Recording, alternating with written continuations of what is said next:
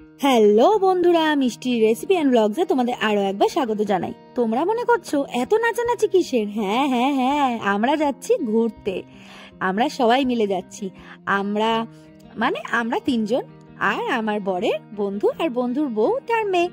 আমরা সবাই মিলে ঘুরতে যাচ্ছি। কোথায় যাচ্ছি সেটা তো নিশ্চয়ই বলবো।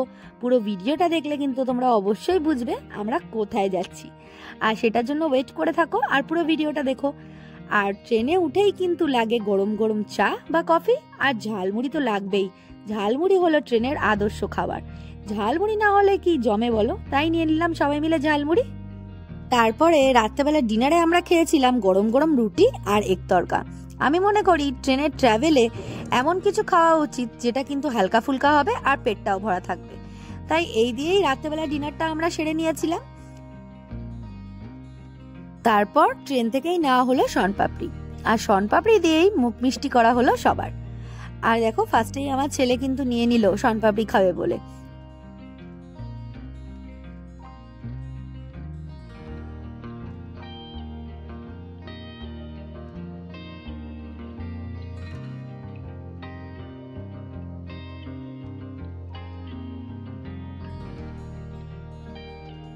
তারপর ইয়ার্কি ঠাট্টার মাঝখানে রাত অনেক গড়িয়ে গেছিল। এবার তো শোয়ার পালা, যার যার সিটে এবার শুয়ে পড়তে হবে। মাম্মাম কিন্তু শুয়েই পড়েছিল, আর তোজো তখনও একটু জেগেছিল। ঘুম ঘুম পাচ্ছে, তবু ঘুমোচ্ছে না। রাতে সেরকম কারোরই খুব একটা ঘুম হয়নি। আর আমাদের এনজিপি নামার আগে দেখি বাইরে এরকম কুয়াশা হয়ে রয়েছে। তারপরে আমরা এনজিপি স্টেশনে নেমে পড়লাম।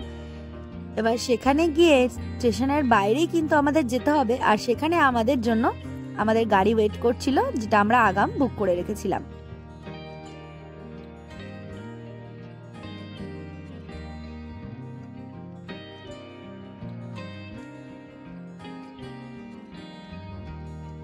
আর এই হলো আমাদের গাড়ি, একদম রেডি। আর আমরাও কিন্তু একদম রেডি আমাদের গন্তব্যস্থলে যাওয়ার জন্য। তোমরা মনে করছো এত তো বলছো, কিন্তু যাচ্ছোটা কোথায়? হ্যাঁ, আমরা যাচ্ছি দার্জিলিং এর একটা অফবিট জায়গায়, সেটা হলো শিটং।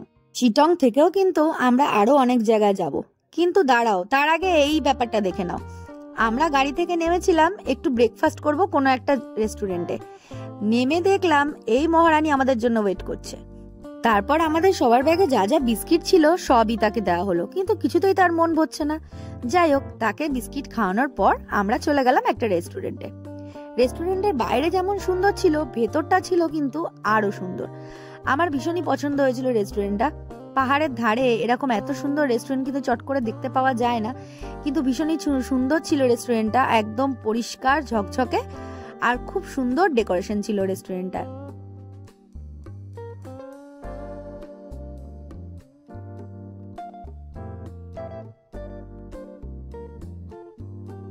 তারপর কে কি খাবো সেগুলো অর্ডার দেওয়া হলো, আর তারপরে চটজলদি একটু ফটো সেশন। আর তারপরেই চলে এলো আমাদের হাতে গরমা গরম চিজ চিকেন মোমো। ওফ, দেখে যে কি ভালো লাগছিল। সাইজগুলো ছিল কিন্তু একদম দেখবার মতন। বেশ বড় বড় সাইজেরই মোমো ছিল, ভীষণই সুন্দর লাগছিল দেখতে, আর খেতেও ছিল কিন্তু দুর্ধর্ষ। আমি কিন্তু মোমো লাভার, আগেও তোমাদের বলেছি। আমার কিন্তু মোমো পেলে আর কিছুই চাই না। আর মোমোর সাথে এই চাটনিটাও ছিল দারুণ। আর মোমোগুলো অসাধারণ ছিল। ভেতরে ছিল প্রচুর পরিমাণে চিকেন, চিজ আর একদম বাটার। তারপরে আমরা আরো অনেক কিছু অর্ডার করে নিয়েছিলাম, কারণ শুধু মোমো দিয়ে তো আর পেট ভরবে না। তাই আরো অনেক কিছু অর্ডার করা হয়েছিল, যেখানে ছিল এমনি পরোটা, আর 2 রকমের চাটনি ছিল, টক দই ছিল, আলুর দম ছিল, আর আমরা নিয়েছিলাম আলুর পরোটা। এই দিয়ে সারা হলো সকালের ব্রেকফাস্টটা। আর আমি কিন্তু আলুর পরোটা খেতে ভীষণ ভীষণ ভালোবাসি, আর আমার ছেলেও খুব ভালোবাসে। তাই আমি নিয়ে নিলাম আলুর পরোটা। আর আলুর পরোটা দিয়ে কিন্তু আমি টক দই খেতে সবচেয়ে বেশি ভালোবাসি, তাই নিয়ে নিলাম টক দই, আর নিয়ে নিলাম আচার। আচার না হলেও চলবে, বাস টক দই কিন্তু আমার খুবই দরকার আলুর পরোটার সাথে। আর আলুর পরোটা ছিল দারুণ, কারণ ভেতরে ছিল একদম ঠেসে আলুর পুর দেওয়া। এই দিয়ে সারা হলো সকালের ব্রেকফাস্ট। তোমরা কে কে আলুর পরোটা দিয়ে টক দই খেতে ভালোবাসো আমাকে কিন্তু অবশ্যই জানিও কমেন্টে। ব্রেকফাস্ট সেরে আবারও উঠে পড়লাম গাড়িতে। গাড়িতে যেতে যেতে রাস্তায় দেখলাম তিস্তা নদী। তিস্তা নদী আগেও আমরা দেখেছি, যখন সিকিম আর পেলিংয়ে গেছিলাম তখনও দেখেছিলাম। তোমাদের সাথে কিন্তু সেই তখনকার ভিডিও হয়তো শেয়ার করতে পারবো না, কিন্তু ছবি হয়তো আমি শেয়ার করে দেবো। তারপরে এখানে দাঁড়িয়ে পড়লাম একটু ফটো সেশন করার জন্য। তিস্তা নদীর ধারে এই যে বড় পাহাড়টা, এটা কিন্তু আমার ভীষণই ভালো লাগে। প্রকৃতি যেন এখানে অন্যরকম কথা বলে। তারপর আবারও উঠে পড়লাম গাড়িতে আমাদের গন্তব্যস্থলে যাওয়ার জন্য।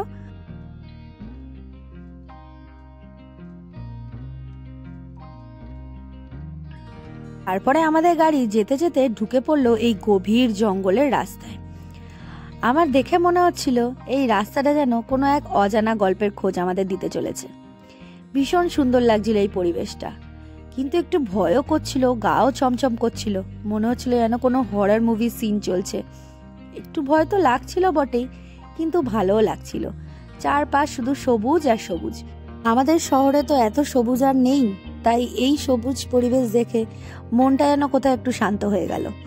ভীষণ ভালো লাগছিল এই পরিবেশটা। তারপরে ঢুকে পড়লাম লোকালয়ে।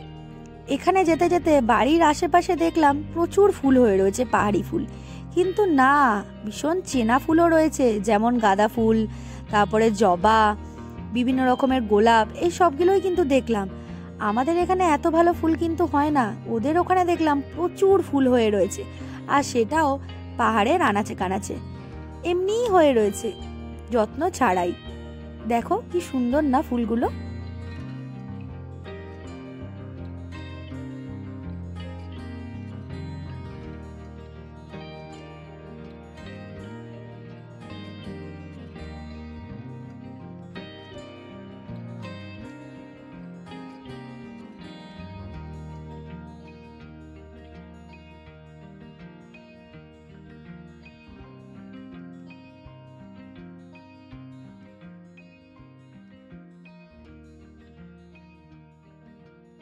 তারপর আমরা রাস্তায় যেতে যেতে ঢুকে পড়লাম একটা অরেঞ্জ গার্ডেনে। না ঢুকে পড়িনি, রীতিমতন টিকিট কেটেই ঢুকতে হয়েছে। এত সুন্দর একটা অরেঞ্জ বাগান আমি কখনোই দেখিনি। খুব সুন্দর, দেখো এত অরেঞ্জ হয়ে রয়েছে, কি বলবো। আমাদের এখানে যেরকম গাছে এত এত পাতিলেবু হয়ে থাকে, সেরকমই মনে হচ্ছিল আমার। ঠিক এত অরেঞ্জ আমি কখনো একসাথে গাছে এত অরেঞ্জ দেখিনি। পেলিংও দেখেছিলাম এক জায়গায়, কিন্তু এতটাও নয়। খুব সুন্দর লাগছিল অরেঞ্জগুলো। আর এখানে দেখো গাঁদা ফুলের সাইজগুলো কিন্তু বেশ ভালো ছিল।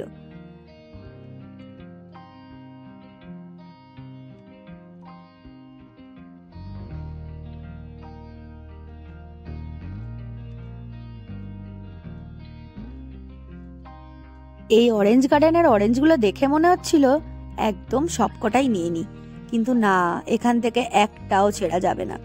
হ্যাঁ, যদি তোমার সামনে কোনো অরেঞ্জ পড়ে থাকে বা সঙ্গে সঙ্গে যদি পড়ে, সেটা কিন্তু তোমার। আমারও কিন্তু তাই হয়েছিল। অরেঞ্জ গার্ডেনে ঢুকে আমার গায়ে টুপ করে একটা লেবু পড়েছিল, তো আমিও সেটা নিয়ে নিয়েছিলাম। আর এই দেখো, বাচ্চাদেরকে দিয়েছিল দুটো অরেঞ্জ, আর এই অরেঞ্জ দুটো ছিল ভীষণই মিষ্টি, আর ওরাও পেয়ে কিন্তু খুব হ্যাপি। তারপর রাস্তায় যেতে যেতে যেন প্রচন্ড ঠান্ডা লাগছিল, আর আস্তে আস্তে ঠান্ডাটাও যেন কয়েক গুণ বেড়ে যেতে লাগলো। তারপর গাড়ি নিয়ে চলতে চলতে ঢুকে পড়লাম এই একটা রাস্তায়। দেখো ঘন কুয়াশা হয়ে গেছিল, আর রাস্তার এপার ওপার কিছুই দেখা যাচ্ছিল না। কোনো গাড়ি আসছে কি সেটাও বোঝা যাচ্ছিল না, কোনো মানুষজন তো নেই। আর যেহেতু খুবই কুয়াশা, খুব একটা ভালোভাবে দেখা যাচ্ছিল না, তাই আমাদের ড্রাইভার দাদা একটু আস্তেই গাড়ি চালাচ্ছিল। এত সুন্দর লাগছিল, মনে হচ্ছে যেন কোনো একটা গুহার মধ্যে ঢুকে যাচ্ছি আমরা। তারপর চলতে চলতে ঠিক পৌঁছেই গেলাম আমাদের যে হোমস্টেটা বুক করা ছিল সেটায়। শিটং হলো একটা ফুলে ঘেরা গ্রাম, যেখানে প্রচুর প্রচুর ফুল দেখতে পাওয়া যায়। আর দেখো, এই হলো আমাদের হোমস্টে, যেটা ছিল ভীষণই সুন্দর আর একদম ফুলে মোড়া। তোমাদের কেমন লাগলো দেখে আমাকে কিন্তু অবশ্যই জানিও। আমার কিন্তু ভীষণ ভালো লেগেছিল আমাদের হোমস্টেটা, ভীষণ সুন্দর লাগছিল দেখতে। দেখো পুরো মনে হচ্ছে যেন ছবির মতন। এরকম হোমস্টে আমি কিন্তু সিনেমায় বা কোনো ছবিতে আমি এরকম দেখেছি, আর নিজেও এখানে থাকবো একদমই বিশ্বাস করতে পারিনি। তাই আমি ভীষণই খুশি হয়েছিলাম, এত খুশি হয়েছিলাম যে কি বলবো। ঠান্ডা প্রচণ্ড ছিল, কিন্তু তাও মনে হচ্ছিল যে এই খুশির কাছে ঠান্ডাটা কিছুই না। আর আমার ছেলে দেখো এই মুরগি ছানার পেছনেই ও দৌড়াতে শুরু করে দিয়েছে। আমি কোনোদিনও ভাবিনি যে আমার স্বপ্নটা এইভাবে পূরণ হয়ে যাবে। আমার একটা স্বপ্ন ছিল যে পাহাড়ের কোলে একটা ছোট্ট বাড়ি হবে আর তার চারপাশে থাকবে প্রচুর ফুল, আর সেটাই আমার স্বপ্ন সত্যি হয়ে গেল। আর এই ছিল আমাদের রুম, যেটা ছিল একদম পরিষ্কার আর ঝা চকচকে। ছিল 2টো বেড, বাথরুম, আর দেখো বিভিন্ন রকমের গাছ। এই গাছগুলো আমি আগেও দেখেছি, কিন্তু এত ফুল আমি কখনো কোনো জায়গায় গিয়ে দেখিনি। এখানে প্রচুর পাহাড়ের ঢালে ঢালেও প্রচুর গাঁদা ফুল হয়ে থাকে, আর বিভিন্ন প্রজাতির গাঁদা ফুল, বিভিন্ন কালারের গাঁদা ফুল। তারপর যে যার রুমে গিয়ে একটু ফ্রেশ হয়ে নিয়েই দুপুরবেলা খাওয়া দাওয়া চলে গেলাম ডাইনিং রুমে। ডাইনিং রুমে গিয়ে দেখি গরম গরম ভাত আর গরম গরম ধোয়া ওঠা ডাল, তার সাথে স্কোয়াশ আর আলুর তরকারি। ওফ, যেন অমৃত লাগছিল। আরও ছিল ডিমের কারি, পাঁপড় ভাজা। এই দিয়ে সেরেছিলাম আমরা লাঞ্চটা। আর প্রত্যেক কটা জিনিসই কিন্তু খুব টেস্টি ছিল।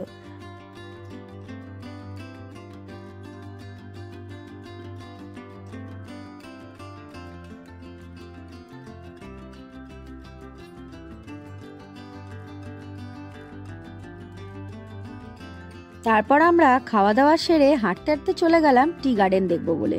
আমরা যে হোমস্টে ছিলাম তার পাশেই ছিল টি গার্ডেন।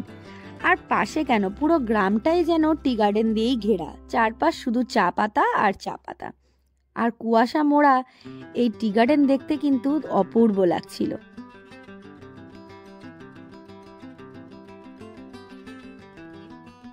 আমাদের কিন্তু হোমস্টে থেকে বলাই হয়েছিল যে সন্ধ্যের পরে আর বাইরে না থাকতে, কারণ এখানে নাকি চিতা আর ব্ল্যাক প্যান্থার দেখা যায়। আর এইখানে এই জায়গাটাতে দেখো আমার হাজব্যান্ড আর হাজব্যান্ডের যে বন্ধু ছিল তারা এখানে বসেছিল, আর এখানে নাকি তারা বাঘের আওয়াজ পেয়েছিল। তাই আমরা বেশি দেরি না করে আবারও নিচে নেমে এসেছিলাম। আর দেখো মামা তো পেয়ে গেছিল তাদের নতুন 2টো বন্ধুকে। আমার এই ভিডিওটা কিন্তু এই পর্যন্তই। এর পরের পর্বে কিন্তু তোমরা দেখতে পারবে শিটংয়ের আরও অনেক জায়গা, আর অবশ্যই খাওয়া দাওয়া। আমার এই ভিডিওটা যদি ভালো লেগে থাকে প্লিজ একটা লাইক করে দিও, আর অবশ্যই কমেন্টে জানিও আমার এই ভিডিওটা তোমাদের কেমন লাগলো। আর অবশ্যই কিন্তু আমাকে সাপোর্ট করো, তোমাদের সাপোর্টের আমার ভীষণই প্রয়োজন। আর নতুন যদি বন্ধু থেকে থাকো তাহলে কিন্তু সাবস্ক্রাইব করে নিও। Thanks for watching.